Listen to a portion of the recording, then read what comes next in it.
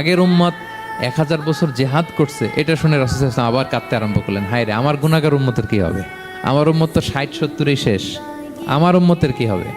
আবার চিন্তিত, আবার কান্নাকাটি। তখন আল্লাহ তাআলা নাজিল করলেন, ইন্না আনসালনাহু ফি লাইলাতিল কদর ওমা আদরাকা মা লাইলাতুল কদর লাইলাতুল কদরি খায়রুম মিন আলফি শাহর। নবী আপনি কাঁদবেন না, ওদেরকে হায়াত দিছি বেশি, কদর দেই নাই।